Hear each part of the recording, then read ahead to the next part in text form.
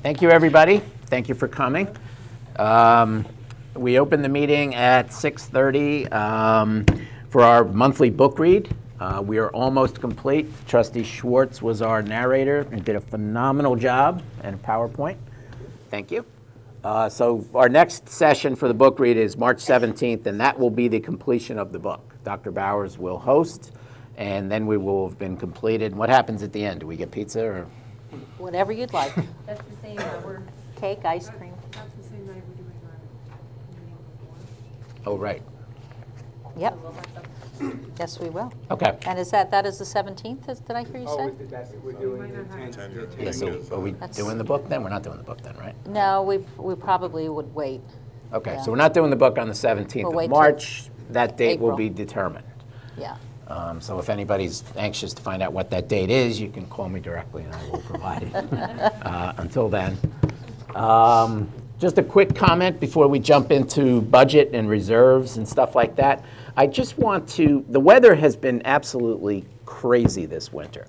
And I don't know what anybody else feels, but I feel a little discombobulated. And I just wanted to kind of thank everybody. And I wanted to thank Dr. Bowers, who gets up at an ungodly hour and makes a decision that affects many, many people, our administrators who I know have 85 contingency plans of schedules in their back burner. I don't know how you get to sleep at night when you know it's going to snow. The teachers who get thrown off by their lesson plans. Our students, though the first couple of snow days were actually kind of cool. We watch the movie Snow Day every year, and there's a scene where the kid's dancing on the bed saying, "No school, no school." But after the second one, it's like, all right, enough already. And then the parents, too. Their lives get thrown for a havoc. And just thank you on behalf of the board for everybody to be patient. We can't control the weather, unfortunately. And we deal with it the best we can. What I always tell my kids is it's a lot worse in some other places than what we have here, so you make the best of it. And I think everybody's done a pretty good job this year with this, and I know education law doesn't allow me to make these commands, but there will be no more snow days for the rest of the year. So just thank you, everybody, for your patience and cooperation and getting through the winter, and hopefully we're done with it and we can get back to doing what we're all supposed to be doing. So thank you, and our board members, too. I know we get kind of thrown off as well. So thank you. With that, I will kick it over to Dr. Bowers, Ann, and the budget team, and you guys can kick us off with phase 2 of our budget. February 3rd, we did phase 1. So anyone who's really interested in learning how the school budget functions, watch February 3rd's video and watch tonight's video, 25 minutes of each, and you will know everything that we know for the most part. Okay, so I will begin the conversation. And this year we're doing things, from what I understand, a little bit differently than we've done in the past. And the last time we spoke on the budget in Budget Part 1, we talked about some of the supportive services that we have in the district, transportation, building and grounds, and all the other things that correspond with the supportive services there. Today we're going to be talking about teaching and learning, and we're going to talk about it using our educational rationale as the focal point. And so we're going to be looking at the things that we hope to achieve next year. It will be a continuation of what we are working on this year, as it has been a continuation from last year. And we will be we're moving on and refining and adding as much as we can based on the finances. This is an especially difficult year because we have nothing to base our projections on. We're coming to you right now with 0% increase in state aid as our calculation, simply because they have not yet released any information and they have not given us our budget runs. So we are starting with what we believe and we hope is our worst case scenario. And if we do get some news within the next month or two that will add some more money into our budget, then we'll consider what is the next steps for us and what additional things we would like to return to the budget. As you know, we've lost quite a bit out of our budget over the last few years because of the cuts in state aid and the GEA, and now we're hoping that the tide has turned and we are going to begin to add a few things back in. Today, what you will be hearing about are some of the things that we are slowly going to be returning to the budget. Again, assuming that we have the money that we anticipate having, which is what we hope is our worst case scenario, and then we can add additional things as time goes on. So today we're going to be talking about, our agenda will include teaching, which is the regular school day. We're going to be talking about both the elementary, middle, and high schools. We're going to be looking at co-curricular activities. We're going to be looking at the instructional media needs of the school district, our special services, our pupil services, and athletics. So when we talk about teaching for the regular day, what we're talking about is basically everything that goes into teaching. We're talking about the staff, we're talking about the salaries for the staff and the faculty, we're talking about the principals, the assistant principals, and all the support personnel that helps with our daily activities. We're looking at the equipment allocations for all the schools, field trip supplies, the district needs, district textbooks, and that's the basis for the teaching regular day. As we continue on, we'll talk to you about some of the support services that help with our teaching program, things like BOCES, Staff Development Program, Science 21, arts and education, environmental education, and all the things that go into the cultural arts program and the performing arts. So that will be all discussed at varying times tonight during our budget presentation. What I'm going to be starting with, besides the nuts and bolts of the teaching day, is ways that we can help our teachers, support our teachers and help them grow, help our program grow, and some of the other things that we are looking to discuss and be part of our instructional day next year. So today we're going to talk about the staff development opportunities we hope to give to our teachers and our faculty, and some of the areas that we'll be discussing are the summer institutes, the different types of staff development efforts that we will have through the school year in our superintendent's conference days, and any kind of outsourcing or institutes that we would hope to send our teachers to. So this year we began with staff development efforts in basically two areas. We had the project-based learning, which you've been hearing a lot about, and we've had about 40 of our faculty members trained in PBL. We've also started working with the Public Education and Business Coalition, which is the PEBC out of Colorado, and they will continue to come back to us for the next few years to create a really concentrated, focused, pivotal staff development effort that is an inch wide and a mile deep, and that you'll continue to hear us talk about through the years. The focus of this is really on teaching students how they learn as individual learners. We're teaching students how to be metacognitive, thinking about their thinking.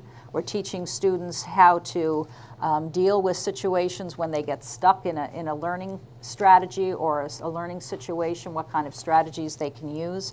And all of these things are become interrelated in all the other things that we are talking about.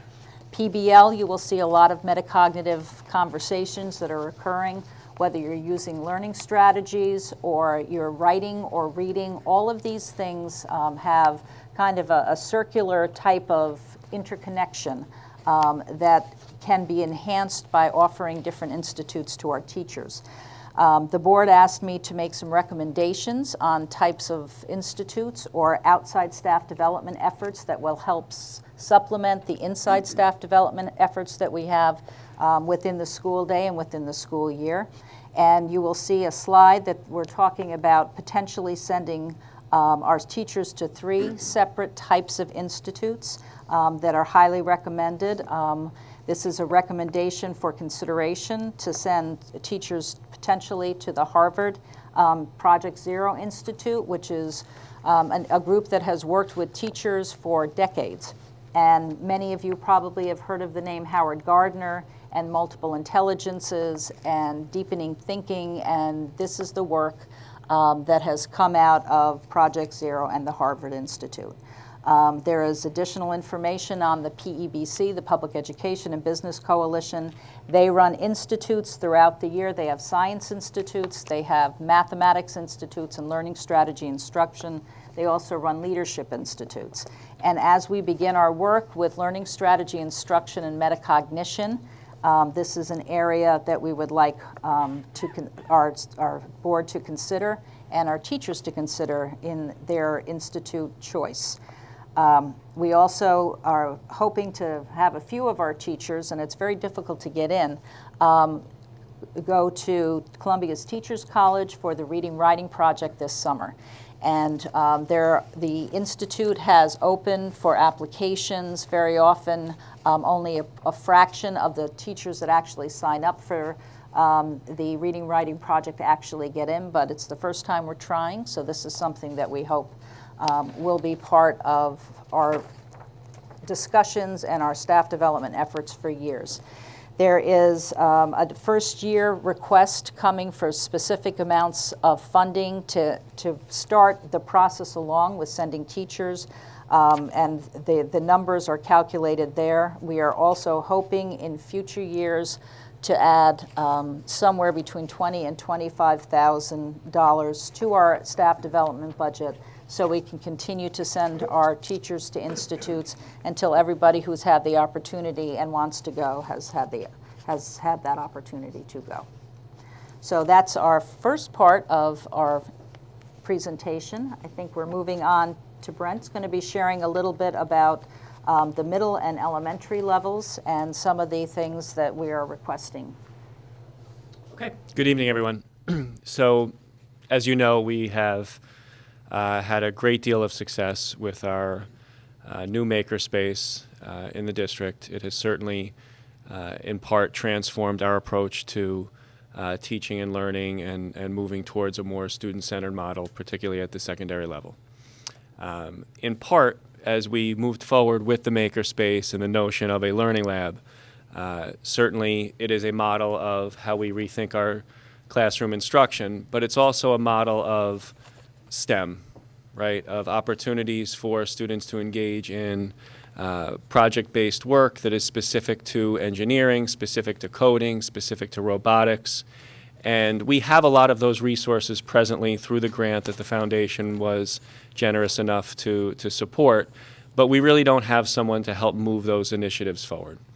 And we're proposing the creation of a new position that would work with students K-8 and potentially beyond with a course in the high school as well that was really focused on what we're calling Discover, Innovate, and Create, a new course for the 21st century student.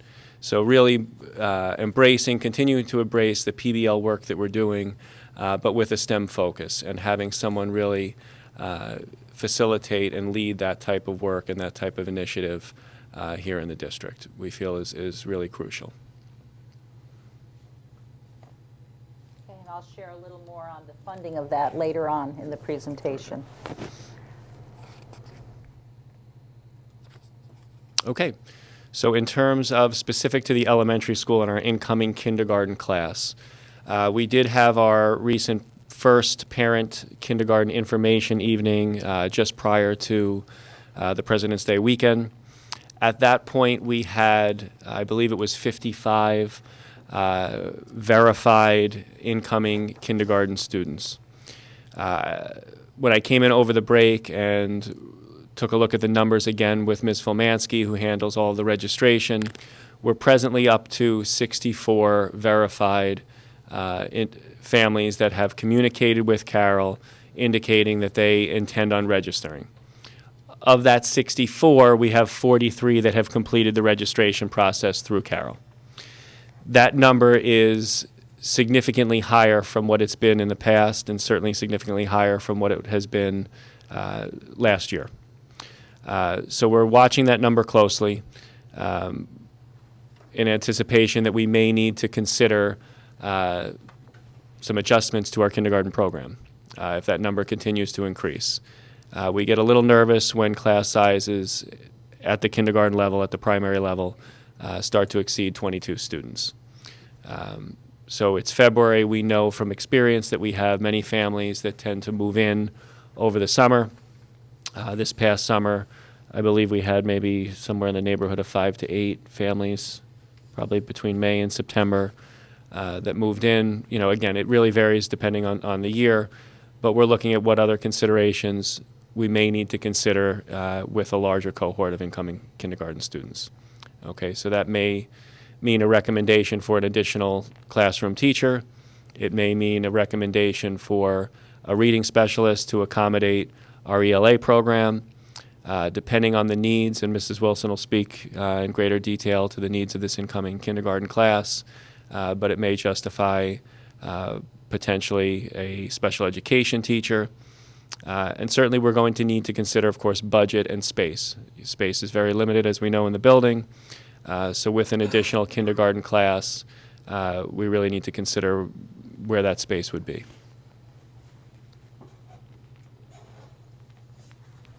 And I believe that's it for me. Just a word on the retirements. We have 2 retirements this year, and it is anticipated that we will be replacing them as full-time equivalents. Good evening, everybody. The enhancements that we're looking for in the high school program revolve around this idea right here of expanding our innovative offerings consistent with the development of 21st century skills and project-based learning. As these things begin to take their hold and become more in a part of the culture of the high school, we want to continue to leverage the good work that we've done with PBL and the one-to-one iPad initiative, and keep that momentum going. And so with that momentum, and in trying to keep a consistent title, I guess, or course title from the middle school to high school, we're also looking at the idea of adding a course called Discover, Innovate, and Create. So some form of a maker class, whether it's blue-collar learning or whether it's entrepreneurship or whether it's Shark Tank. Something that captures that essence of discovering, innovating, and creating. So we want to add a maker class as well. As we're, again, evolving, I think it's going to be important to offer a second half of computer programming. Right now, we differentiate within that course, and you have some students that take it multiple times and are able to continue to learn more and work at their own level. But we will become much more efficient if we're able to offer a computer programming 1 and a computer programming 2. Similarly, foods, we would like to, the kids, and Dr. Bowers met with the kids, one of the things that they emphasize that they want to have more of a voice in course selection and course creation, And one of the things that they mentioned was an occupational education course, so something more comprehensive to be able to look at future careers and prepare for those soft skills that you need in a career, like interviewing, like workplace management, and all these different things that are interpersonal skills. They want to learn them more discreetly than just what they already get through their coursework. So this next option could be a foods, it could be an occupational education elective. Music theory is something that we've had a need for quite some time, and we've really made a priority to try to get that in there for next year as well. And then SUPA Forensic Science. So we have a very, very popular AP biology course, but part of the reasons why it's so popular is that we don't have really any other rigorous senior year course option. Some of the other sciences are very, very much cool elective titles like astronomy and contemporary issues and the like. But for those that are looking for a more rigorous science senior year, AP biology is the only choice. And we really need something to compete with that course, something that might not quite be as rigorous as AP biology, but is still also a college level course. And Syracuse University Project Advance is very similar to the Albany arrangement that we have, and they offer a forensic science, and it can build upon the foundation that we already have with our forensic science elective. Similarly, and that's not up there, but it's very important, is that with additional science TE, Well, we definitely will need additional science FTE to be able to accommodate AP Physics 2. They took the old AP Physics and they've divided that now into 2 courses, a 2-course sequence, AP Physics 1 and AP Physics 2. And I know that we're going to have a number of students that want to take a second year of AP Physics. In the realm of co-curricular activities, you know, that as we're, you know, continuing to expand our program, we want to be able to put our money where the interest is. And, you know, Model UN has been a phenomenal program. We've had to turn kids away to that, and it's really high rate of subscription. And the program itself has expanded, but only through the help of Haldane School Foundation grants. We're attending our second conference this weekend down in New York City. And these are very expensive with chaperoning and also with you know, motels and the like. So we really need to kind of you know, stay true to the Haldane School Foundation promise. You know, they try to provide seed money, and then when we're available and we're able to do it, we want to be able to build it into our regular budget to fund that program. So that's a top priority. Pathways to Success is something that, you know, I started with the students, and I just don't have the capacity to continue to do it on my own, and I really think that it's important, and I think it was well received by kids, and we'd like to be able to make that a teacher stipend to continue with that program.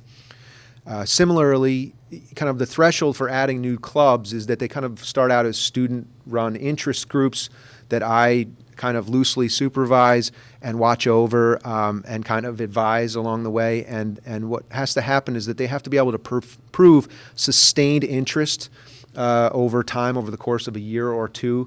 And ROAR has sustained the most interest of all of our new clubs and interest groups, reaching out for animal rights. And they've had about 3 years now of sustained membership of 20 plus, with a real core group of probably 10 to 12 students that participate in their activities. You know, they've had film screenings, they've done fundraising for animal shelters, they've had guest speakers in, just a very active group. So it's time that we add in a stipend for that club and make it a bona fide extracurricular activity at Haldane.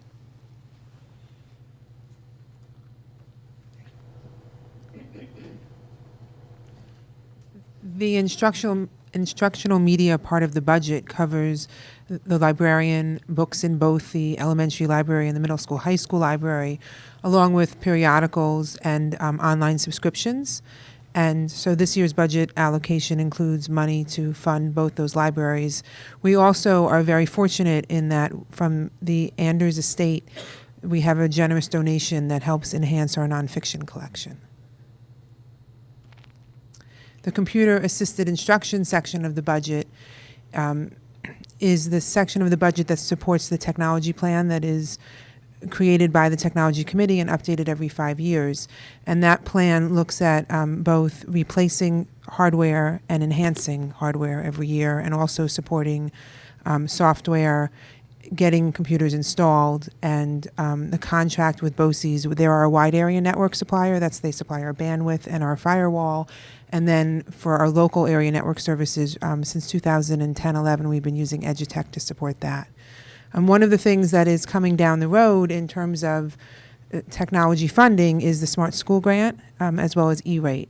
Now, the Smart School Grant has very specific parameters as to what the money can be spent for.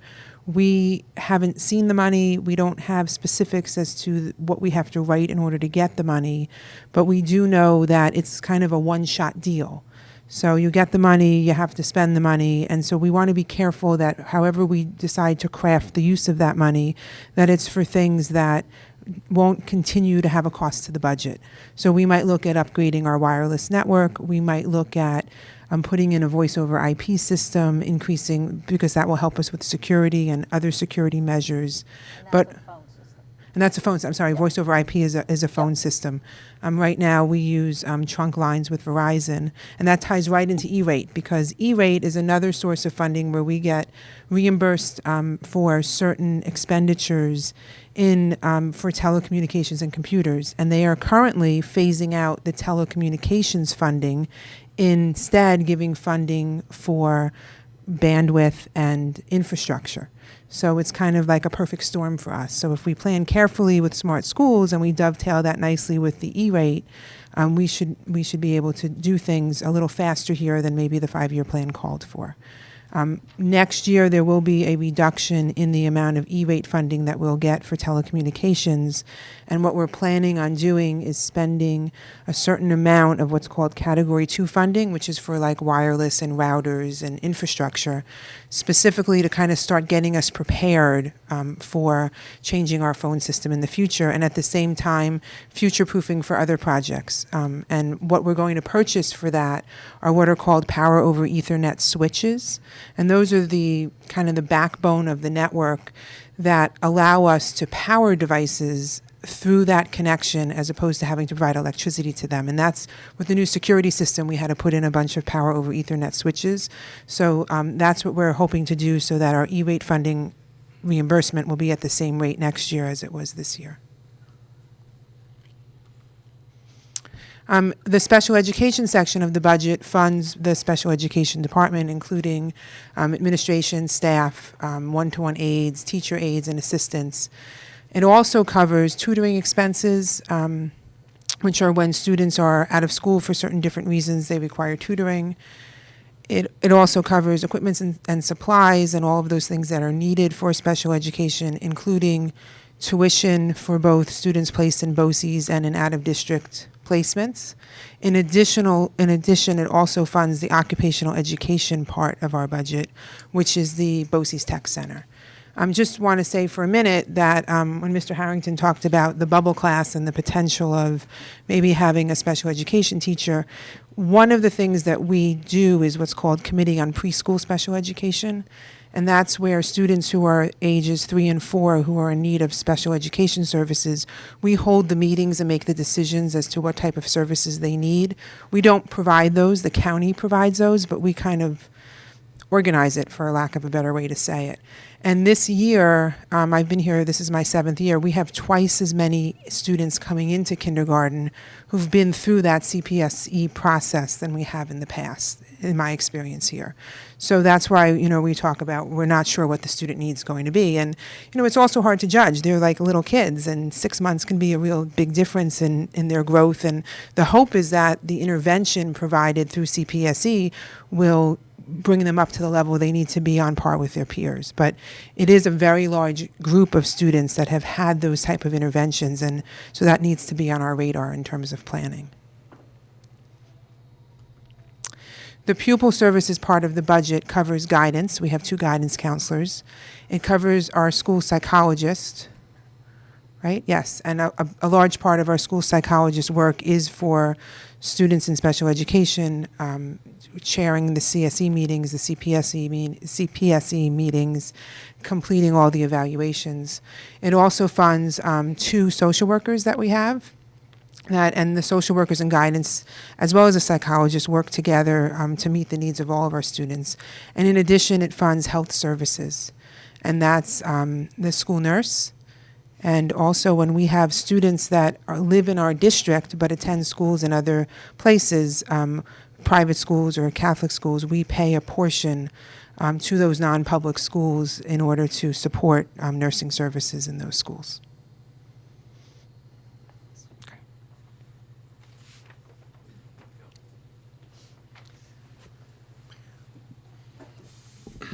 Good evening.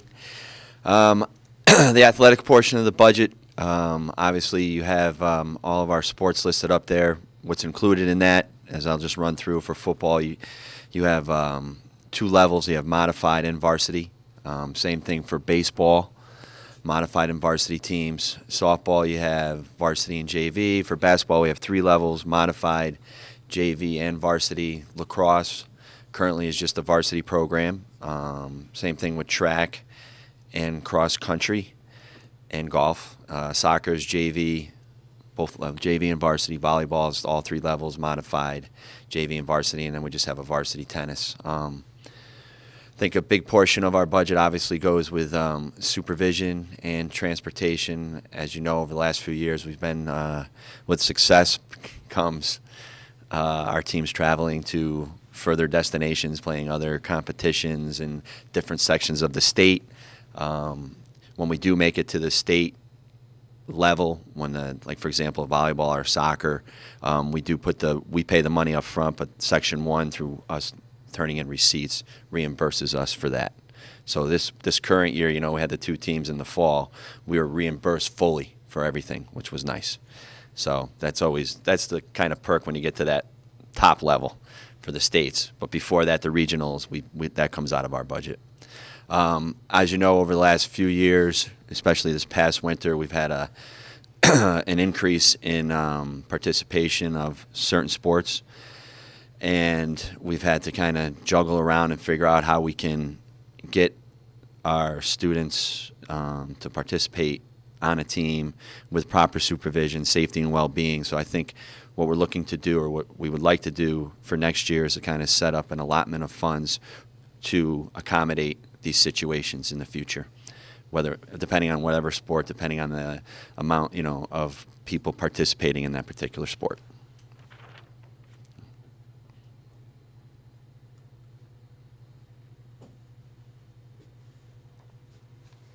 So there are 2 potentially new positions next year that we are going to consider, and we are trying to do things, for lack of a better term, instead of spending more, we're trying to spend smarter. And we've taken a look at some of our budget lines and some of the things that we spend money for outside the district. And we have looked at recapturing some of the funds that are going outside the district and hoping to bring them inside the district to create the potential of 2 new positions for the district this year.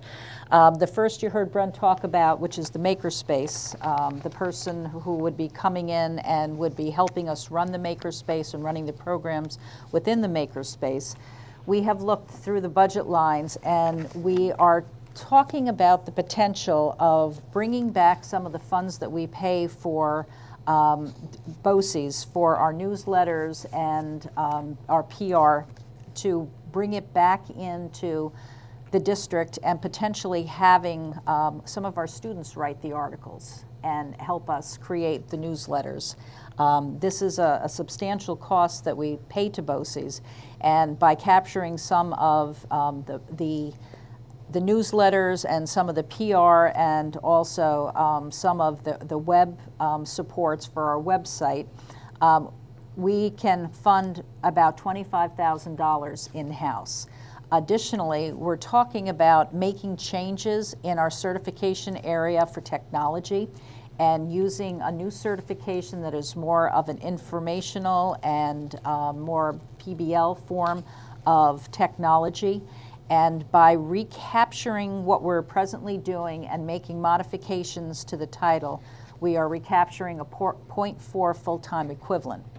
And that would then be part of this makerspace calculation to host a new person within that department. We are also thinking of doing something similar, again, taking funds that already exist in the budget. These are not new funds, these are repurposed funds, and creating a position for a director of technology. Presently, we pay Edutech a substantial amount of money, close to $50,000 a year. We don't think we can recapture all of it because we are going to need their services for some of our requirements, but we can capture a good percentage of it. We're also looking at the stipends that we pay for our teachers to help troubleshoot that could be pulled in. And if we recapture the funds that we're looking at, we can pretty much pay for, there may be a slight amount, we're discussing somewhere around $10,000, that if we were able to support that, we could hire also a director of technology. And so these are just repurposed funds. These are not new positions as far as funding. They are new positions to the district, but we're just taking what we're presently paying outside the district and looking at pulling it into the district at this point. So we're looking at some different ways and some inventive ways to try to bring some of the programs that we hope to have within the district by using the funds that are already in existence. We also would like to, before we end and before we start taking questions, we have had a number of different organizations that have helped supplement our finances through the years and have given us programs that we would not otherwise have if it weren't for them. So we have a number of people to say thank you to because they have been substantial supports for our district. Certainly the foundation, the PTA, the Blue Devil Booster Club, private donations for our Reward School grant, our Smart Schools Bond Act, all of this come together to help us supplement and continue moving forward, even despite, I should say, all of the problems that we have had financially through the years. We've also had a number of volunteers that have helped us move and continue to move forward. And, Haldane, it takes a village, and this is a perfect example of a school where the village comes together and helps us out. So thank you, everyone. Thank you. So we have any questions that you may have for any of us? Yeah, why don't we do board questions before we jump to Ann's, and then we'll do questions from everybody, I guess.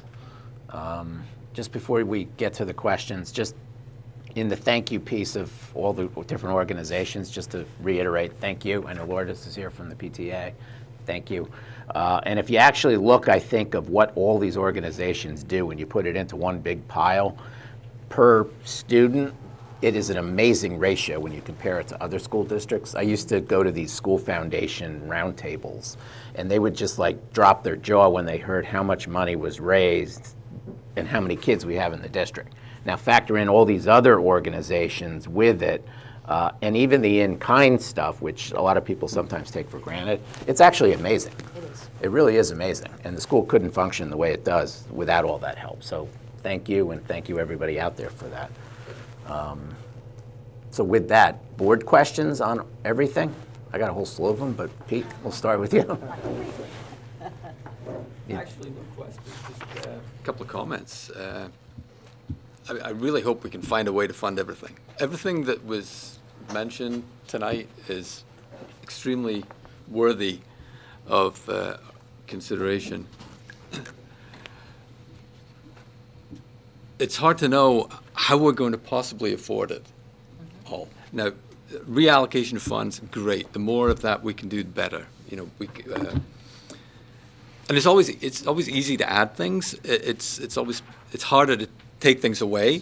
But we have to do that. We have to say, ROAR, it has demonstrated over 3 years consistent high level of student engagement and participation.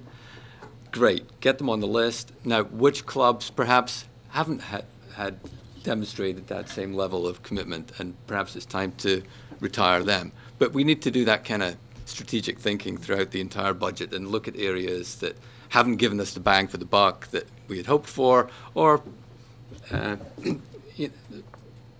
weigh things side by side and say we'd rather have this than this.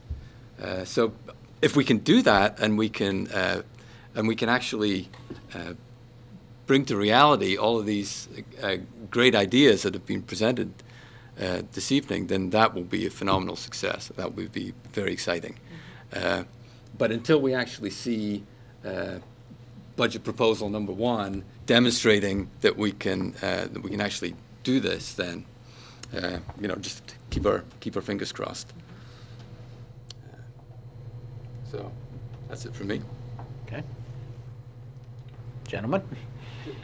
I mean, I'll just, it's remarkable to see the budget as it progresses, in the sense of, every year we seem to add just a little bit on. Like, we don't get greedy, and you really see it, how it grows, the guidance counselor piece, the extra teacher piece. Every year we add a little bit on, which is good sense as far as budgeting. So, I mean, I'm trying to even just interpret, like, the total. I mean, I see things we're asking for, but it doesn't really translate to an actual cost. A couple of extra coaches. So the extra teacher, for example, if let's say, for argument's sake, Brent, we had 70 kids in kindergarten and you needed a 4th bubble. So would that be a new hire? Would that be a reshuffling? No, that would be a new hire. A new hire. Okay. And I think that when we are in the process of creating the first draft of the budget, We've already given an idea of the rollover budget and what we believe we can increase as far as the tax levy. Right. And so we know that the rollover budget, we can pretty much keep everything that we presently have now. We're looking at a couple of retirements that may not have been included in the calculation, which will allow for some of the things that we're discussing tonight. And I can tell you that when all is said and done, we're hoping that everything that we presented tonight, we can explain and show you how we can fund it next year. So again, we have no indication from the state as to what's going to happen. Even being in the worst case scenario, based on some of the changes that we're seeing within the whole budget as a whole, we think that most of the things, if not all of the things we presented tonight, will come to fruition. But we'll have to give you all the particulars, which is what Ann is dealing with right now. Like the elective courses, are those within, for the high school, are those 6-period classes, or those? Some 6 periods, some within existing budget, and Right. some with additional FTE science. Right. Additional FTE. Yeah, the request from Brian is to bring the 0.6 FTE back to the 1.0 that was cut back. So I think that's what he's discussing as far as the increase of 0.4 FTE. Right, and that may include the computer programming too. Right. That might be lumped in with that science FTE. Right. It's possible. Okay. Yeah, I mean, I was just gonna say, I would echo what Peter spoke about. I mean, I think these are all great ideas, and I think they'd be received well, obviously, within the district. It'd be great if we could get them all in the rollover budget. I mean, without really knowing what the state's going to do, it's kind of tough to say, Right. what we're going to be able to do. I know you said worst case scenario was a 0%. Well, that's not really true. Worst case scenario would be a negative increase. So let's hope they don't go that far. Yeah, well, our fingers are really crossed on that one. So, but I think it looks great, and hopefully we can get it. Yeah. Okay. So when you talk about state aid and the 0 versus a negative and the governor's high level of dysfunction, you're talking about the ultimate tax rate, not necessarily the spending plan, correct? So whatever the governor decides to do with state aid doesn't necessarily affect, it does indirectly affect decision-making, but it doesn't directly affect our spending. Well, it could, because if they gave us less money, some of the things that we would be looking at in the rollover budget would not be included in our discussion. And so we're assuming. Because of reimbursements and all that kind of stuff? Yeah. Okay, got it. Okay. All right, if I heard 3 things that are themes from this that I just want to kind of put in my head so that I can sleep tonight. Unprecedented support for professional development. Since I've been here, I've never heard things that you guys are proposing as far as supporting our teachers and support staff through training.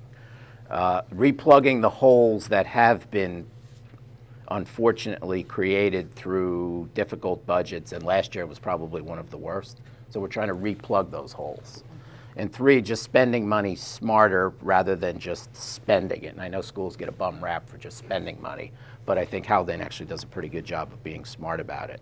So those are kind of 3 themes, if I got it correct.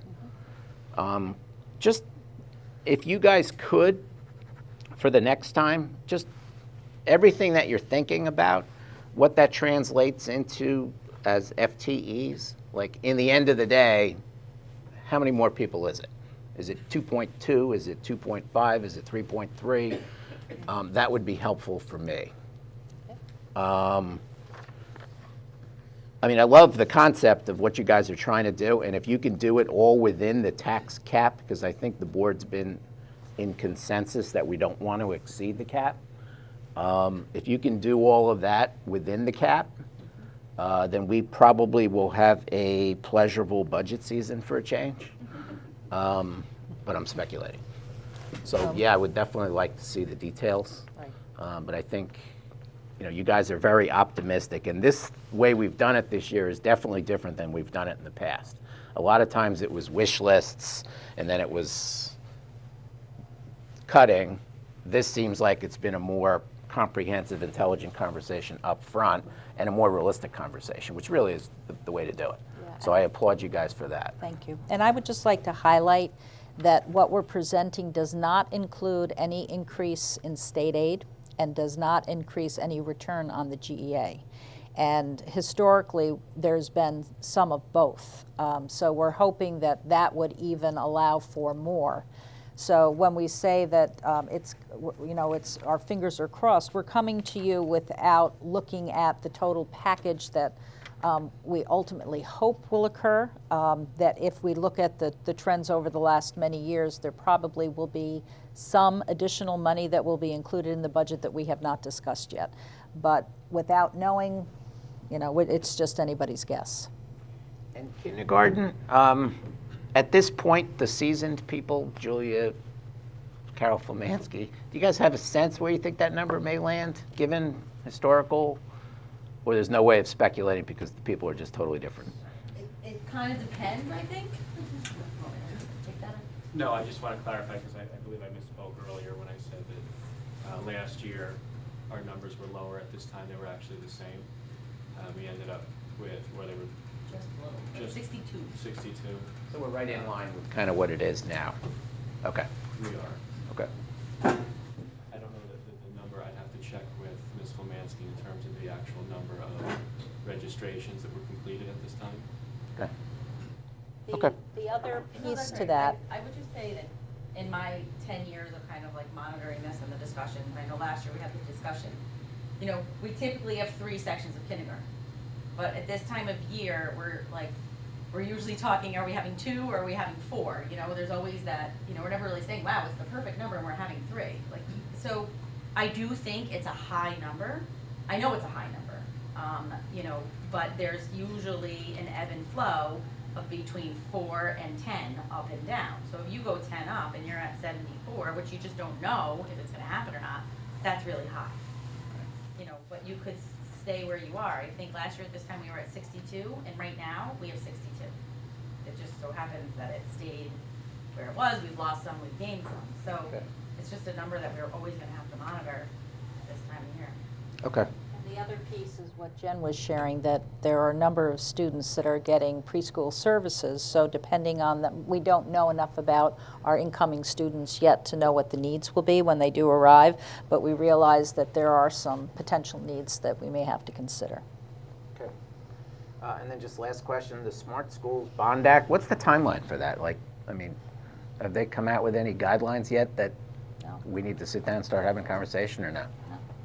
And I think that what we're seeing is the difference. The Smart Schools money is coming out of the governor's office, and the state education department is not giving the guidance for that. So we are I know that there are plenty of people that are listening and waiting, but at this point, everybody has a big question mark.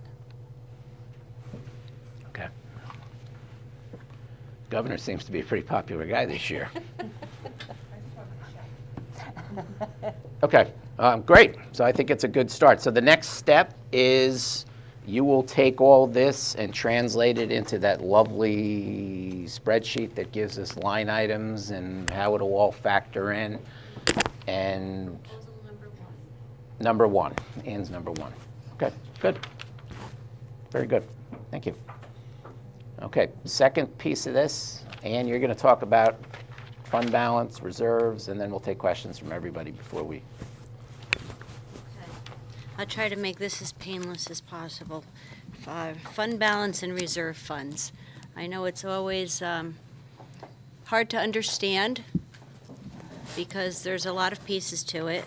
But tonight I'll talk about what is fund balance, the different categories that make it up, the reserve funds that are allowed in New York State and reserve funds that Haldane has, fund balance management, and just quickly touch on the Controller's Office Fiscal Stress Monitoring System. It was released just within the last month, and if anybody heard about it, they might have questions and where we fall on it, and I'll just share those numbers with you. Where does fund balance come from? Fund balance is for want of a better description, sort of like a savings account for the district, where if you have actual revenues that exceed your actual expenditures in any given year, you're going to have an increase to your fund balance. You always start out, hopefully, with some level of fund balance. If you have zero, it's very dangerous. I hope we're never there. But you have your beginning fund balance. It's simplified. It's your fund balance at the beginning of the year in all categories, which I'll explain soon, plus any positive results of the current year's operations, your actual revenues less actual expenditures.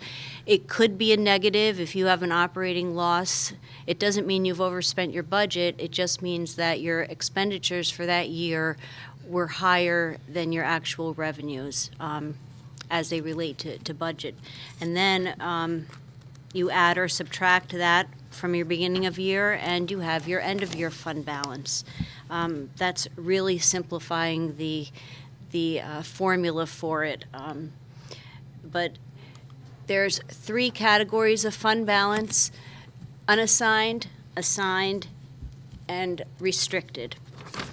I'm going to go over each category with you. Haldane has all 3. The unassigned fund balance is what people normally refer to as our 4%. 4% is the amount that's not designated for anything. It's truly our savings account, and we're limited to 4%. And I always like to keep that at 4%. 4% really isn't a huge amount of our budget. You know, we spend about 95% of it, and that last 5% that we're not spending, or 4 to 5% that we're not spending, it could really be gobbled up with something like 1 or 2 special ed students that might move in over the summer that are unbudgeted, and we want to have that little bit of cushion. But 4% can go fast. That's what we're limited. We can't have any more than that. That's not designated for a certain use, because the school district cannot just continue to build fund balance with no regard to the taxpayer. Years ago they could, and school districts were sitting on piles of money, and that's been restricted now for several years. The second category of fund balance is assigned fund balance. That's something that we've been doing for a few years now. When I always talk about it, and I tell you that I'm nervous that we have not reduced our amount of assigned fund balance. That's the amount that we've given to offset the tax levy increase for any given year. Right now, we're over $725,000. It's the big caution there in the middle is that it should not be a plan. It should not be considered a recurring revenue, because eventually it will dwindle and leave another hole in the budget. So although it's helped us, it's provided a level of flexibility, it should be something that we should put our sights to, that any additional funding that might come, maybe we can talk about if we get some gap elimination money back, reducing that assigned fund balance. Restricted fund balance is another word for our reserve funds. And there are laws that allow a school district to reserve some of its fund balance to plan for the future. Those are accounts that are created for very specific uses. We have several. You can't just, it's not a savings account like our 4% is considered. It's there, this money is put aside for specific reasons. There's 11 total reserve funds that may be used by New York State school districts. There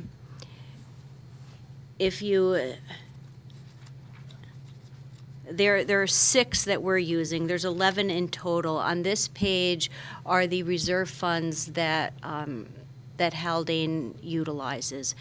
I'm not going to read them to you. You can read them for yourself and what they're used for.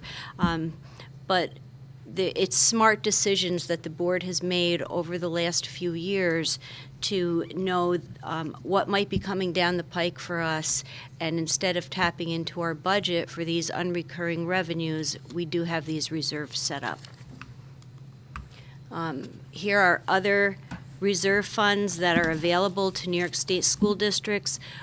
We do not use these basically because we don't have the need for them. Workers' comp, we're self-funded, but luckily we attract good people and they stay. We're not paying large amounts of unemployment. For workers' comp. We do have an unemployment reserve that's very small because we really don't pay a lot of money in unemployment. Our good people tend to stay with us, which is a good thing. Property loss reserve, we haven't had the need for that. And for the mandatory reserve for debt service and for tax reduction, if we had sold a piece of property that we are going to just hold on to the proceeds to use for future reduction in taxes, that's what that would be used for, but we don't use that. Here is a snapshot of Haldane's current reserve levels. This is from the year-end audit of June 30th, 2014. We have unassigned fund balance of just over $890,000. It's just slightly below the 4% of that we're allowed for the next year's budget. Our assigned amount, the $725,149 that I talked about, and then our restricted, we have just over $600,000 in restricted reserves, and they're listed there. They're modest amounts. There's nothing huge that somebody would raise an eyebrow and say you have too much money in these reserves. They're appropriate reserves for what might come our way in the next few years. We have used some of our reserves over the past few years, and it's good that we had them. We used them for their specific purpose. And a rule of thumb for healthy reserves is 10% of our budget total, and these figures represent 9.99%. So. Fund balance management, I just want to point out that it's really a very important task in school district finance, and it's becoming more and more difficult as you know, just with our budgeting. We're budgeting in the dark this year. We don't know what our increase is going to be. And with the tax cap rules, I really don't know at this point what our fund balance is going to look like. We are on track with the plans. What I talked about before is that if a school district does not have fund balance, then they're at greater risk for needing to eliminate programs, exceeding the tax cap, or even borrowing money just to meet everyday cash flow needs.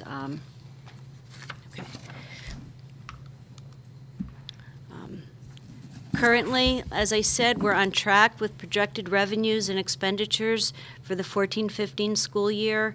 And again, I have to put in my plug for reducing that assigned fund balance. You're getting tired of hearing me say it, but it is important. As our budget growth is smaller, especially this year, we don't want to be left surprised that we have a hole in the budget when we're trying to add things to it and really support our programs. Last slide is on, second to last, sorry. What I talked about before, the Controller's Office and the Fiscal Stress Monitoring System. It's the Controller's Office takes our year-end figures that we already submit to SED, and they analyze them. There's components, financial indicators that evaluate our budget solvency and the fund balances and our deficits, and then environmental indicators, which they influence the school district, but they're things that the school district really doesn't have any control over. Property values, graduation rates, free or reduced lunch participation. The school district doesn't control that. We don't know what students are going to be eligible for that. Here are the different classifications for fiscal stress. Haldane in both categories is considered no designation, that we're not susceptible to the fiscal stress in either financial or environmental. In the financial area, we're down from 20% to 13.3 for this year, and environmental, we're at 20% range, which again is not a caution. Thank you, Ann. Questions for Ann from the board? Pete? Yeah, that's, We'll go left to right. it's always the part that makes everyone's head spin just a little bit, right? As we try and remember the difference between unassigned and assigned and restricted, but we're very lucky to have Ann in holding the district purse strings. You look at the fiscal stress monitoring results that we're getting back, they're demonstrating that we're really at the head of the pack there. So it's a demonstration of, just year after year, fiscal prudence, looking ahead, thoughtful use of funds. Yeah, the last few years have definitely been very difficult, and it's in large part due to the reserves that we managed to put away in better times, that we've made it through relatively unscathed. So we definitely need to look at those reserves and start to build them back up again. The only one of, looking at those restricted funds, the only one that's carrying a balance of any significance is the retirement reserve.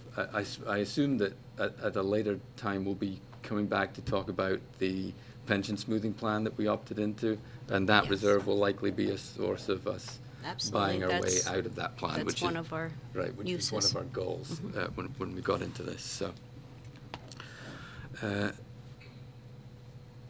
So that's good, and yes, we need to be reducing that assigned fund balance, chipping away at it year after year, trying to get that number down.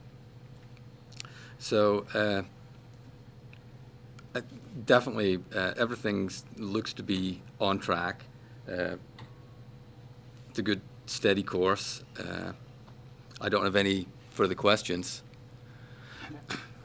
Yes? I was going to echo the same thing Peter said about, just the reserves have really helped us out, obviously, in the past couple of years. And, as we look to add things, back into the budget, assuming times get a little better, we could build those back up because at some point, obviously, we're going to need them again. So that was it. Great. I had the pleasure of serving pre-Ann, and I can honestly tell you, as a school board member, you sleep a lot better knowing that Ann is at the helm of the business office. She is really good. So anyone out there who disagrees with that or wants to hear more about that, call me personally. She is phenomenal. So thank you for that. Just two quick little things. When we destroyed the modulars and we got the insurance proceeds, that money went into which reserve? That was, that's not reflected on the slides because that just happened in December Okay. of 2014. But the funding, which was just over 74,000, we put that into the capital reserve. Okay. So because it was for future space considerations, so it was the appropriate place to put that. Got it. And then, just, we seem to be on a good course and a good plan of action. Obviously, there'll be variables that, are monkey wrenches that are thrown into the equation for this. Can you just give me a couple of examples of how we could really screw this up, pardon the expression, of bad decision-making? So in other words, right now, our stress level is good according to the controller's office. Our audit report is very good according to our independent auditor. Our Moody's rating seems to keep getting better and better, which lowers our cost of debt. Assuming the school board went out of their norm and made some bad decisions, give me some examples of things that we could do that would mess up this equation. Because it does happen in a lot of districts. Probably the worst thing that could happen is to use our reserves for recurring expenses. You shouldn't use reserves to plug a hole in your operating budget, that it should be for non-recurring items. And if you start draining that and you have no way of replenishing it, then you're going to be looking at program cuts and you're going to be looking at a weakened foundation. Okay. Got it. Thank you. And then all this stuff obviously is in our audit report, which is on our website for anyone who wants to dig into the minutia of it. It's all public record. Yeah, Joe, just on that same theme that you just raised about the use of non-recurring funds for recurring expenses, that goes back to what Jen was saying with this bond money that's being made available for technology infrastructure, and why it's very important that we sink that into infrastructure that has a significant lifespan. I mean, remember that although this is money, taxpayers' money, we'll be paying this bond off as taxpayers for the next 20 years, so we don't want to go spend that money on items that are going to be obsolete in 3-4 years. So looking at our infrastructure is, I think, exactly the right thing for us to be doing. Okay, good. Okay, thank you, guys. Questions from the public on the two budget pieces that we heard about, the regular instructional budget and the reserves? Anybody have any questions? Comments? I have one question. For people who don't know, makerspace is a trend moving beyond public education and marketing spaces. So for someone who's not familiar with all that, how would you describe that to break it down? Sure. So the question is, how would we go about defining 21st century makerspace?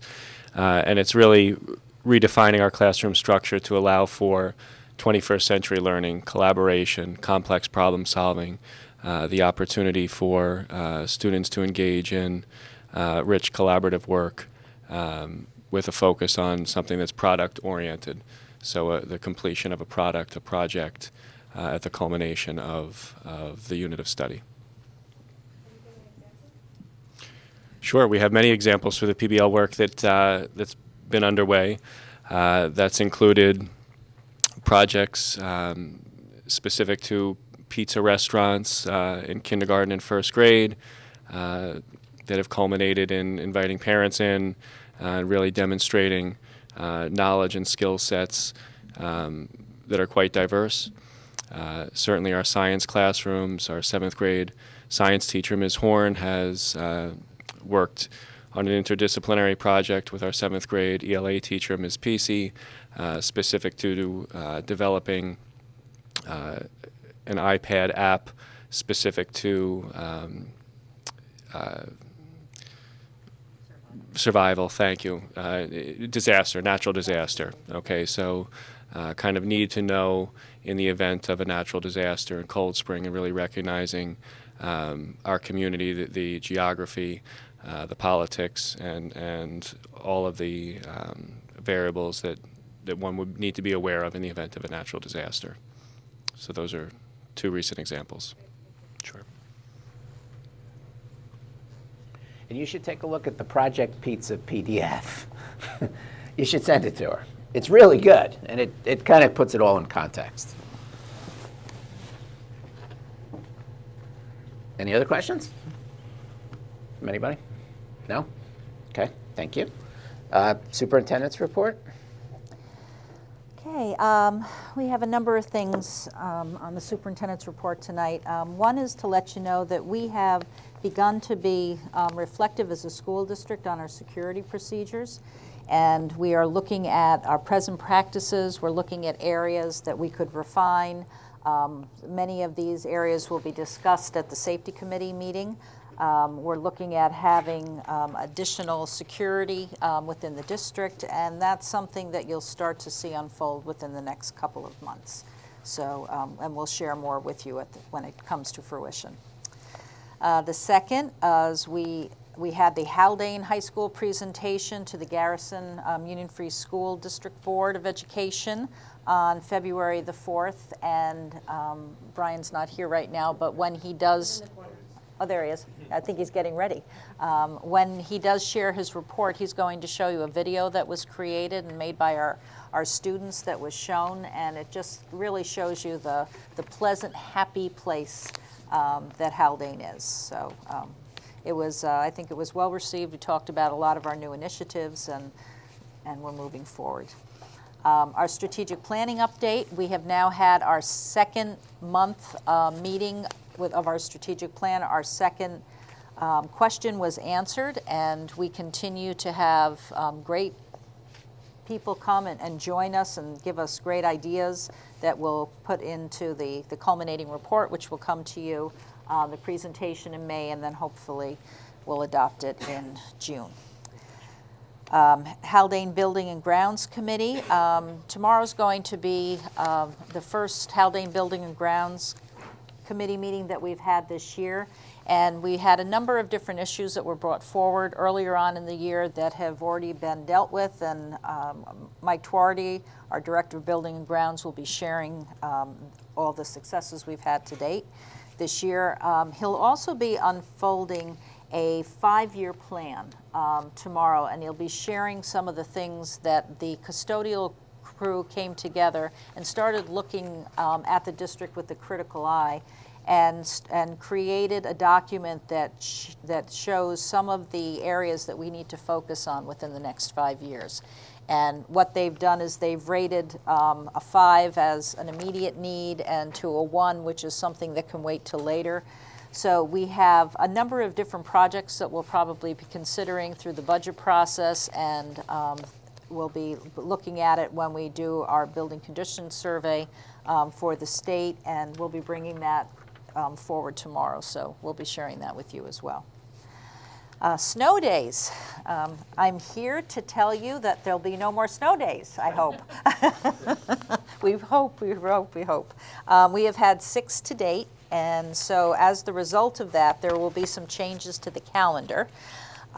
We have 2 days at this point. The 5th and the 6th day modified the calendar.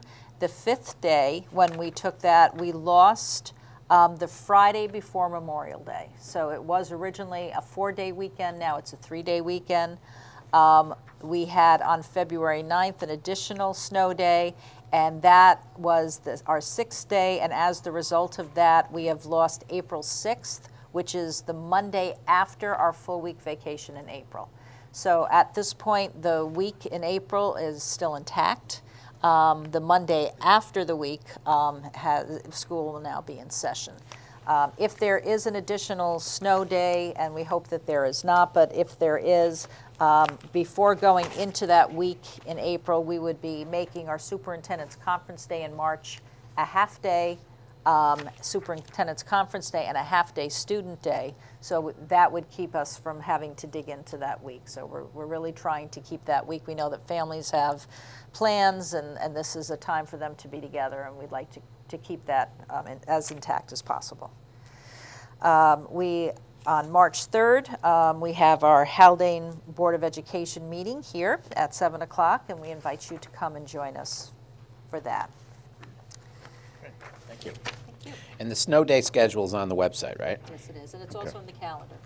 And on March 3rd, we're going to have the Butterfield Library people coming, if I understand it? Yes, there will be a discussion of a potential referendum that will be added to the voting block when we vote for our budget in May, and it's a vote for the Butterfield Library, not for the school district, but it will be at the same time. And so they will be explaining what they're hoping to do, and we'll be talking a little bit more about the ramifications of that when it happens.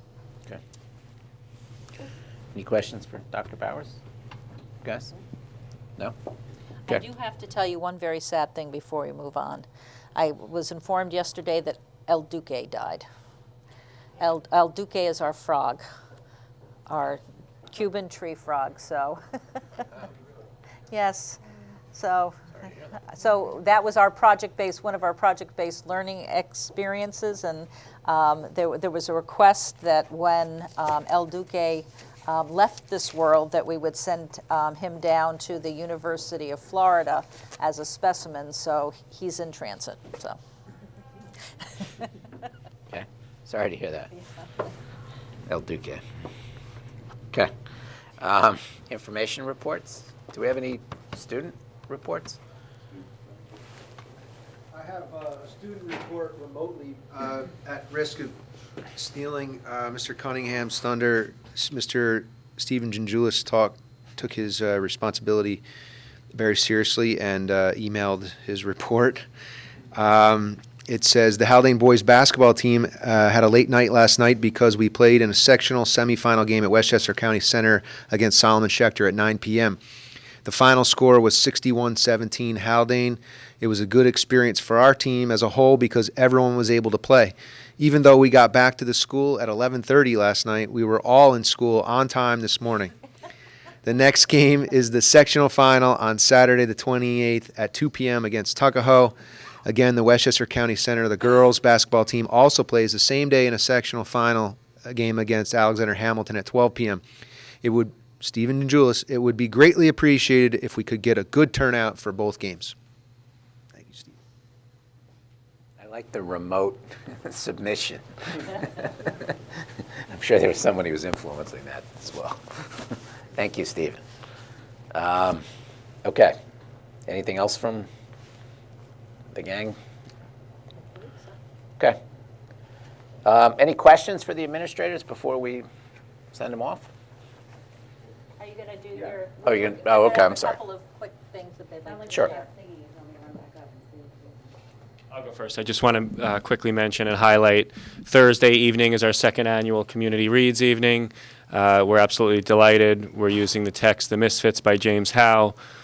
We have 50 families that have RSVP'd along with 14 middle school staff, 3 administrators. We're looking forward to approximately 100 individuals Thursday evening, break out into small Socratic groups, spend time discussing the themes of the book for 45 minutes, and then have an opportunity to kind of celebrate the experience at the conclusion of the evening down in the cafeteria with some pizza and cupcakes. So, thank you. That's amazing, the turnout. Look forward to it. That's great. Good job. Anybody else have? Anything else from anybody? Brian's going to show you his video, but other than that, I don't.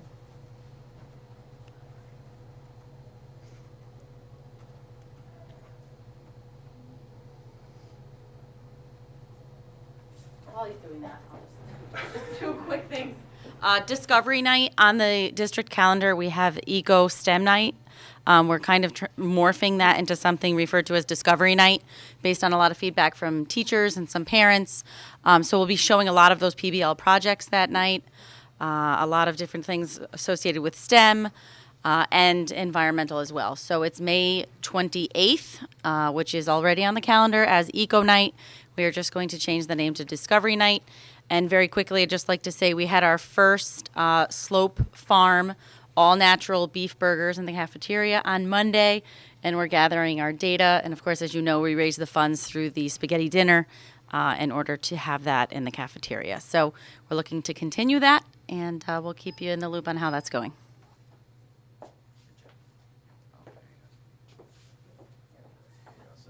Yeah, we're good. So,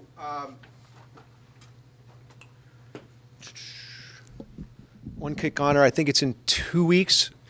Lucy Austin actually won the regional final for the Poetry Out Loud competition, is heading to Syracuse to the state championship for the Poetry Out Loud competition. We're very proud of her, and she really has she has a really good shot. You know, all the folks in the region that saw her perform said that you know, they had been to the States and seen it, and she really has a good shot taking the whole thing. So just a quick background here. I asked two sophomores, Umru Rothenberg and Jeremy Rothman, to just create a video that captures the Haldane experience. That's really all I said. I didn't give any extra guidance. I didn't help them with editing along the way. I just commissioned them to do this. I was thinking that maybe I would have to go back and forth with them a couple times, and their first shot at it, I thought, really hit it out of the park, and we're able to kind of share this with our garrison recruitment. And there's a really neat, there's like a gag reel with outtakes that is kind of more popular than the actual one. So I would leave you to look at that and find that on your own as well, if you want to grab the lights.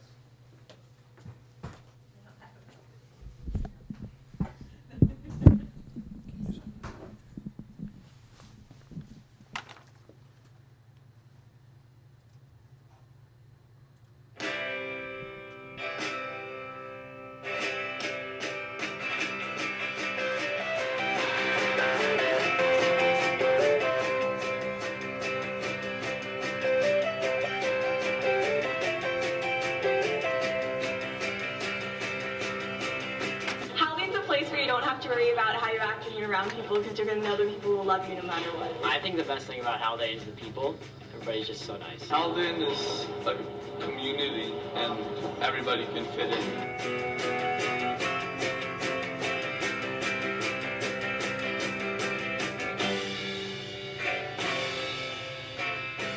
I love how Haldane has teachers you can just be friends with and casual. I guess everyone's pretty much friends with each other, so there's not a lot of drama or fighting or anything like that.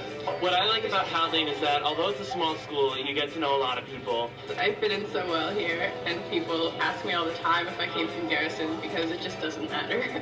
It's a small school, so you get to do things that, like everybody gets involved in something. Yeah, the drama department at the school is really amazing because there's a lot of dedication. I've never been to a school with as much dedication as this school. Everyone puts their heart into it, and I really respect that.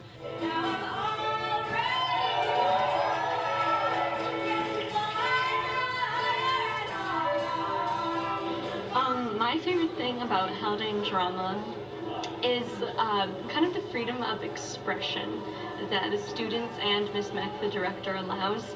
Not only do we have such a dedicated adult circle to transform the plays into something great and meaningful, we have such a dedicated student body. I've never seen a group of kids more willing to kind of expose themselves on stage.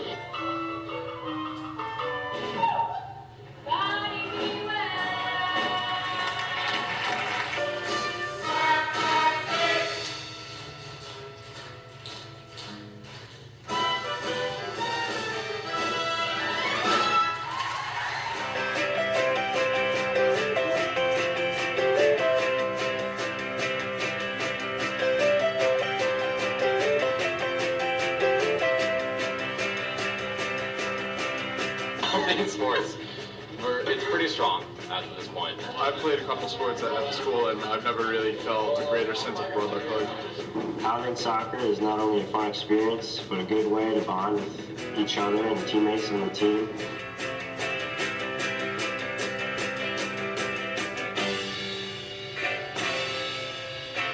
I like cross country and track at Haldane because we have two very great coaches. They both have excellent programs for us that help us improve our times and become better athletes. I played soccer and then played basketball, and you have a bunch of football players that play basketball, so it's a lot of fun to have multiple sport athletes play together. Every year, we have teams going to sectionals and regionals and even states.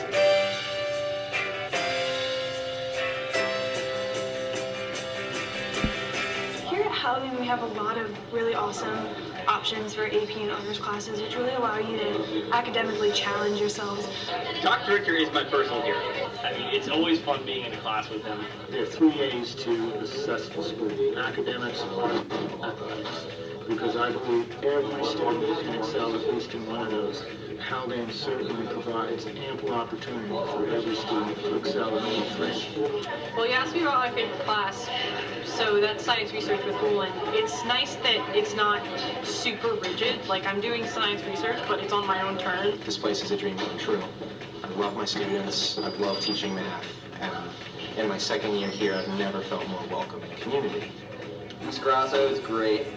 You always have something to do in her class. She's always getting you involved with all discussions, and I don't know, her class is definitely my favorite though.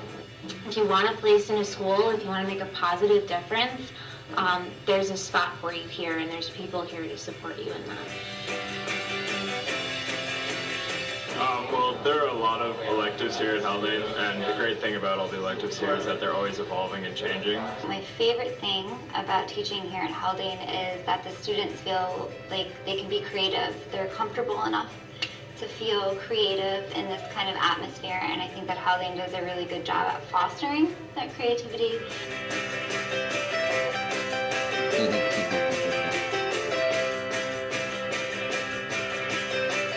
The positives of going to a small school like Haldane is that you're really close to your peers, and it is a great atmosphere for people who want to come. I love how everyone can just go to one another and just talk. Like, we know each other, and we really do. And that's the great thing about Haldane.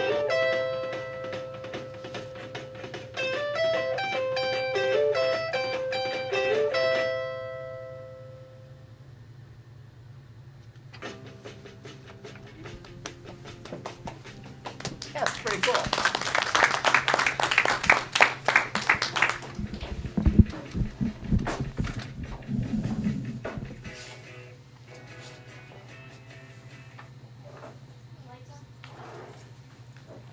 That was good. That was really cool. Is that on the website? Can we put it on the My website? intention was to premiere it here and then have you all say that. Oh, But okay. it seems that it leaked on social media before I was able to do the world premiere here. But we can do that. Oh, yeah, that's a great little PR piece. Good job. Dr. Richter, nice job in there as well. We liked the dancing. I tell you, I gotta watch the outtakes when I get home. That's the best part of the outtakes. Good job, good job. Any questions for the administrators? Okay, do you guys want to? We have a couple that are going to stay for executive. Okay. But the rest. But have a thank nice you. Evening. Enjoy the night careful. Yeah, safe travels. Stay warm. Committee minutes, G1, Arts Booster Club, any questions? Thank you to the Arts Booster Club again, who are doing just an amazing job. Communications from the public, we just did that. Correspondence, we have a letter from Tom Campanile, who's the chair of the Haldane Audit Committee. I'll just paraphrase it. Basically, he just goes through the process of the Audit Committee's deliberations in appointing and recommending a new external auditor. And just wanted to add very thorough work that Tom and the gang did. Peter's on the committee, Evan's on the committee, and thank you guys. We're going to accept the recommendation later on, but just wanted to thank Tom and the gang. And Carol Powell, I think, is also on the committee. Yes. And Roman Daniloff. Great. Thank you, guys. Yeah, Tom really did an outstanding job spearheading the whole effort. Second correspondence, we have a letter from the New York State School Board Association just thanking us for re-signing up our membership. And they have a new feature called the Board Presidents Forum, which is kind of an electronic forum that board presidents acknowledge and pipe in. You can ask questions and people kind of interact with each other. It's pretty good. It's brand new. So thank you to NISBA, which is a good organization. Consent agenda, J1. Motion? Motion. Second. Questions? All in favor? Aye. K1, consent agenda, financial. Motion? Motion. I'll second. Discussion?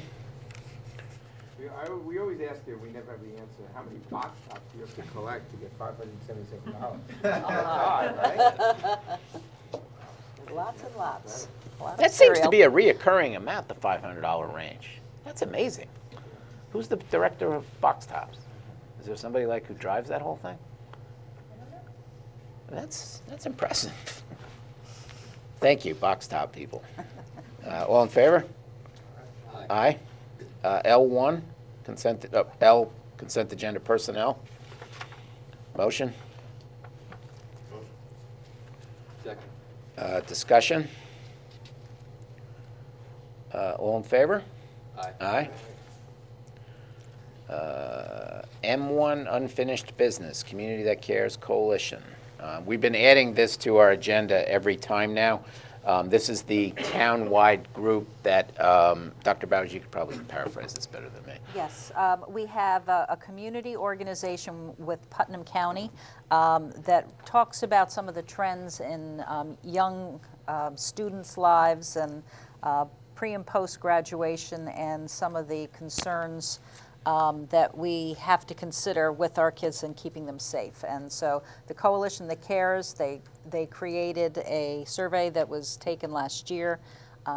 The results of the survey have been shared, and they will continue to be shared with the adults in the community, so they know what the trends are in making either bad or good choices. And this is the monthly meeting. The 3 o'clock meeting is the monthly meeting. We do have a meeting coming up in the evening that will talk about the results of the Community That Cares Coalition survey. Right. And that's March 11th, I believe, at Butterfield Library? Yes, I believe that's. And we're also working to have that videotaped. Yes. So there's a possibility that'll happen, which will be great as a reference point. M2, PBL? Yeah, I think we talked about the different project-based experiences we've had tonight in the budget process, so we'll continue to keep you up to date with that. Great. Communication from the public? No. 01? Julia, you're up. This is for the, excuse me, the appointment of the external auditor to, for the fiscal year ending June 30th, 2015. This is the recommended action is that the Board of Education appoints the Bonadio Group at 6 Wembley Court, Albany, New York, 12205, as the district's external auditor for the fiscal year ending June 30th, 2015. Motion? I'll make a motion. I'll second. Discussion? Peter, Evan, you guys want to just quickly comment? This is a different auditing firm than what we currently use. Is that the right fiscal year? Is that fiscal Yes. year 15? Yep. Yep. 15? Okay. Yep. Yes, we're bringing in a new firm to handle the external audit this year. It in no way reflects negatively on the firm we've used for the last 5 years. We've been extremely happy with the work that Scott Pruser and his firm have done for us. But it's always a good idea in terms of audit to get a fresh set of eyes on things every now and again. This firm that we're switching to came in with a very competitive bid. They also bring a lot in terms of technology that they bring to bear on the audit process, which should make for hopefully a more streamlined and efficient process that will make some of the back end work a little easier on the central office.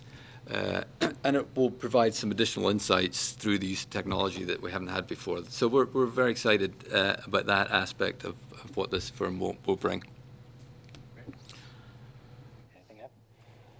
No, again, Tom did a great job, and he also did reference checks. He called other school districts that were similar to our size, and they all gave great reviews to the firm. So, looks like it's going to be a good positive change. Good. Change is good sometimes. Great. Thank you, guys. Appreciate it. All in favor? Aye. Aye. 02. This is the approval for a memorandum of agreement between the Haldane Board of Education and the Haldane Faculty Association regarding class coverage. The recommended action is that the Board of Education approves the memorandum of agreement related to class coverage between the Haldane Board of Education and the Haldane Faculty Association dated December 23rd, 2014. Motion? Motion. Second. Discussion? All in favor? Aye. Aye. 03. We have two resolutions. The Westchester Putnam School Board Association and the New Rochelle City School District have both passed resolutions pertaining to the governor's so-called, I don't know what you want to call it anymore, The education agenda. Education agenda. Both resolutions basically are advocating and trying to build support from the school community to encourage the governor to be a little more participatory with stakeholders throughout New York State, and I'm being mild in the criticism. But they're looking to lobby our local elected officials to build some support, to apply some pressure to the governor to not be so heavy-handed and punitive in some of his policies and procedures. The two resolutions, one of them is very cut and dry. It's basically to release state aid runs. This is the one from the New Rochelle City District, and to release the state aid runs. The second one is from the Westchester Putnam School Board Association, and it's a little more lengthy and a little more involved. I don't know if you guys have had a chance to kind of dig into either one. The New Rochelle one is really kind of cut and dry. I'd like to see if we could approve that one tonight, and then the Westchester Putnam one, maybe add to the agenda for the next meeting, and if anyone has any questions on some of the terminology and some of what's being proposed in there, you can send those to Dr. Bowers between now and the next meeting, and then we can hopefully approve it for the next one. I think the gist of what the school board associations is basically to get everybody on the same page and not necessarily advocate a specific policy or procedure, but to get him to be a little more cooperative. And I think that's the end gist of the whole thing. So what I would like to do is see if we could approve the New Rochelle one now, if that's okay with you guys. And it's a little lengthy. It's on board docs and it's on our agenda. Do we want to read the whole thing, or do we? We can just post it on the website, maybe. Okay. There's a summary that Julia has that she can read for the Okay, why don't you read the resolution. summary and then we'll motion it, approve it. How's that sound? The resolution is calling on New York State Governor Andrew M. Cuomo to immediately release a 2015-2016 state aid proposal and corresponding school aid runs, allocating to school districts the approximate $1.1 billion school aid increase cited in his recent State of the State address. Okay. Do I have a motion? I'll make a motion that we adopt this resolution. Okay. Second? I'll second. Any discussion? Yeah, this is making it extremely clear that we have very strong objections to the way the governor is essentially holding state aid hostage as he tries to push his reform agenda through. By doing that, it's making it extremely difficult for every single district around the state. Because, I mean, this is budget time. We're trying to determine what this district is going to look like next year. A big component of our revenue is state aid, and we have no idea at this point what that's going to look like. So he's using that for political purposes, and I personally object strongly, so I'm glad that we have this resolution that says exactly that.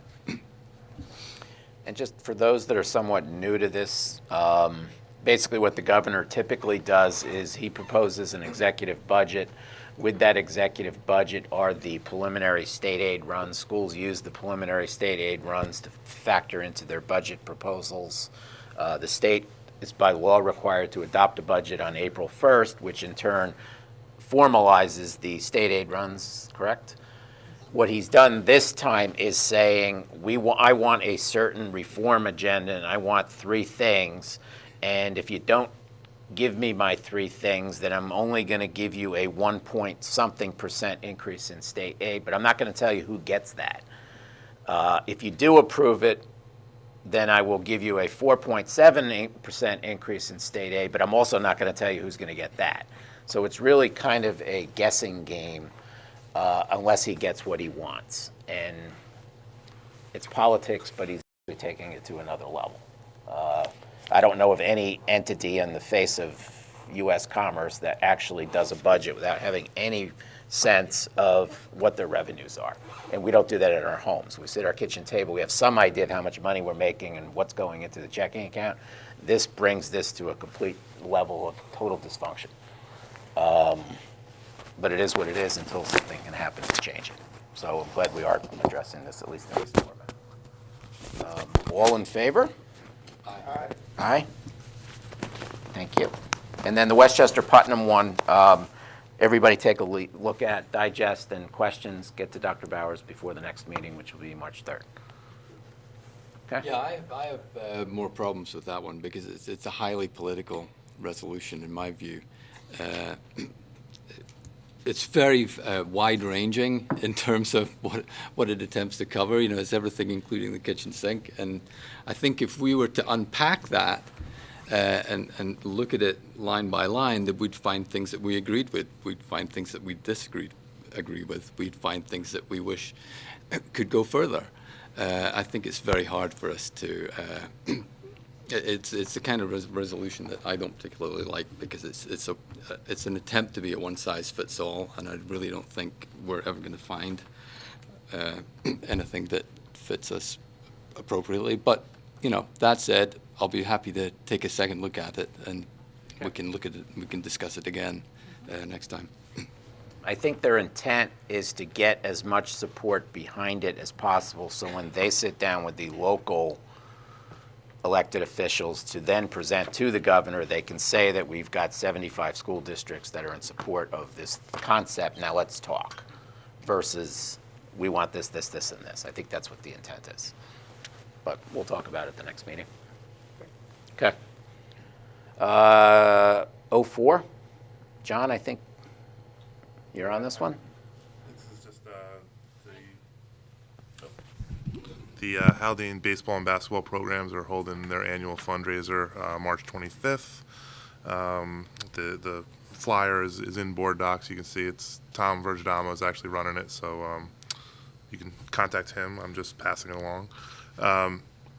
This fundraiser is actually used to support their overnight trips. They try and take one trip per year overnight and play it out of section team.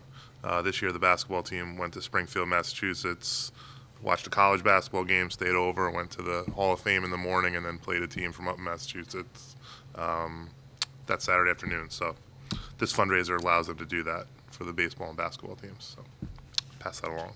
Great. Thanks, John. And along those lines, for anyone who's have a need for school spirit, the girls' varsity basketball team and the boys' varsity basketball team are both playing at Westchester County Center in White Plains this Saturday, 12 o'clock, 2 o'clock for the sectional championships. So they're back-to-back games. There'll be a lot of blue. There'll be a lot of devils painted on faces, and typically half the town shows up. So if you need a dose of school spirit because of the long winter, that's the place to go, and you will see it, because Haldane does a very good job at that. We're probably the best there is at that. So good luck to the team. Anything else new from the board you guys want to talk about? Well, I told Mike Julis for PCNR that I'm going to run for re-election for the next in May. So. Great. Thank you. April 20th, 5 o'clock, petition deadline. Yep. You know the drill. I'm getting it from Julia. Good. Good luck. Thank you. Great. So there's 3 spots open. Evan is running for re-election. My spot and John Champlin's spot is open because we're both not running, so there's 2 open spots. So if anybody out there is interested, get in touch with any of us, and you can ask us whatever you want. We'll share our experiences. I spent a couple hours with someone this morning along those lines, and it's a good thing. It's a lot of work. You don't get paid, but you have the satisfaction of being part of something positive and good, and I think that's ultimately what it should be about. So everybody get ready and run for school board. Any questions from the public? Sure. Go to the mic. Sure. Oh, thanks, Evan. You're welcome. Can I pick it up? Sure. All right. With regards to the resolution that you just passed, there's the second resolution. Isn't it possible for you to just modify it and take out what you find disagreeable and maybe put in what would be more relevant to the Haldane School District? Isn't that a possibility also? Yep, we can do whatever we want. So I kind of would encourage you to do that. I'm glad that you did pass the first one. And isn't there also a voter voice option to be used with that to engage the community with regards to this, Cuomo's maneuvers Yep. and holding this hostage? Can we get that into play? I would love to be able to share it with the PTA members and the Great. community at large. You got it. Thank you. March 3rd meeting. You're on it. Anything for you. Any other questions? I have one quick thing before we end. Sure. So it's my honor to present to Joe Curto the Board Achievement Award from School Boards University. The New York State School Boards Association is thanking you for putting your time and effort into learning more about governance. So there you go. Thank you.